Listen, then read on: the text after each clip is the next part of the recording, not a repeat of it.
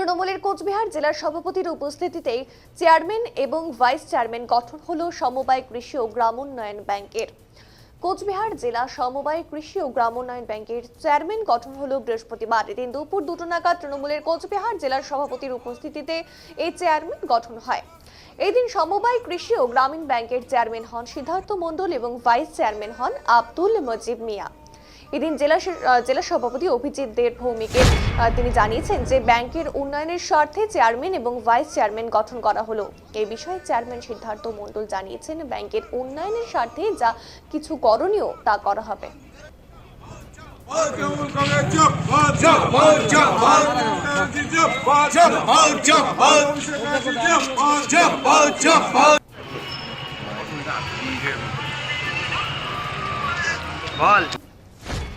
সমবায় কৃষি ও গ্রামোন্নয়ন ব্যাংকের আজকে চেয়ারম্যান গঠিত হলো।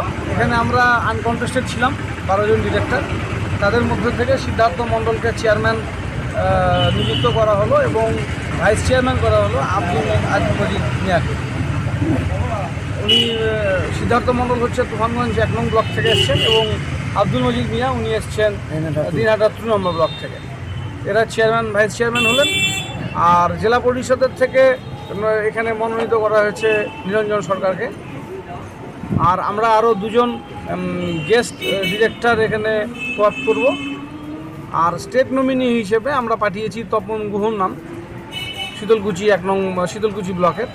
সেই নামটা এলে পরে আমরা সেটা মাননীয় মুখ্যমন্ত্রী কনসিডারেশনে আছে, সেটা এলে পরে তিনি স্টেট নমিনি হিসেবে কাজ করবেন। বাকি প্রত্যেকটি ব্লক থেকেই যারা প্রতিনিধি আছেন অত্যন্ত গুরুত্বপূর্ণ দায়িত্ববান ব্যক্তিত্বরাই আছে। আমরা আমাদের ব্লক নেতৃত্বদের মাধ্যমে নামগুলো নিয়ে এসেছি। কাজেই কোনো জড়তা থাকছে না। এই ব্যাংকের শ্রী বৃদ্ধি পাবে, এই ব্যাংকের আয় বৃদ্ধি পাবে, এই বিশ্বাস এবং ধারণা থেকেই আমরা এই বোর্ড গঠন করলাম।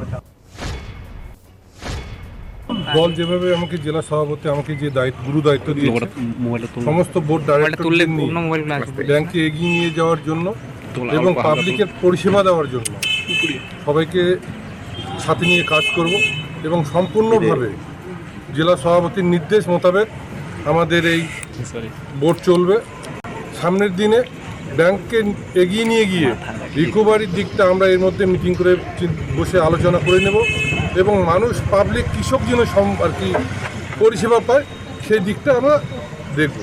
রিকভারিগুলো প্রত্যেকটি শাখায় গিয়ে আমরা আলোচনা করব, সবাইকে বোঝাবো এবং পরিশোধ করে সামনের দিনে আরও লোন নিই, কৃষিকাজে এগিয়ে যাক, কুচবিহারকে ডেভেলপ করার জন্য ব্যাংক সর্বোত্তমভাবে পাবলিকের পাশে থাকবে, সবার পাশে থাকবে।